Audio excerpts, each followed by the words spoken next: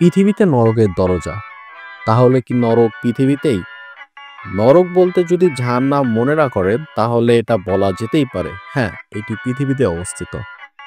তবে এই নরককে জাহান্নামের সাথে তুলনা করা নিতান্তই আপনার ব্যাপার। তবে আমরা কখনোই এটি সমর্থন করি না। জান্নাত যদি আমরা না দেখি তবে জাহান্নামও দেখব না, এটি স্বাভাবিক।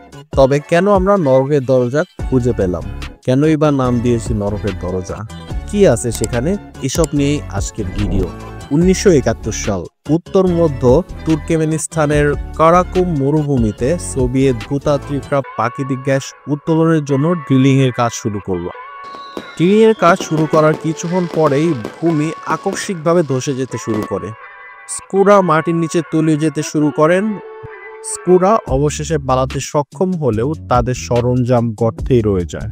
ভূতাত্ত্বিকদের ড্রিলিং এর জন্যই যেন পৃথিবীর বুকে আকস্মিকভাবে খুলে যায় এক ভয়াবহ নরকের দরজা। স্থানীয়রা এটিকে দোজখের দরজা বা নরকের ফটক নামে চেনে। এই ঘটনার পর থেকেই গর্ত থেকে গ্যাস বেরোতে শুরু করে। গর্ত থেকে নির্গত গ্যাসে বিষাক্ত পদার্থ থাকতে পারে। এই চিন্তা করে বিজ্ঞানীরা সিদ্ধান্ত নেন পুরো এলাকা পুড়িয়ে দেওয়ার।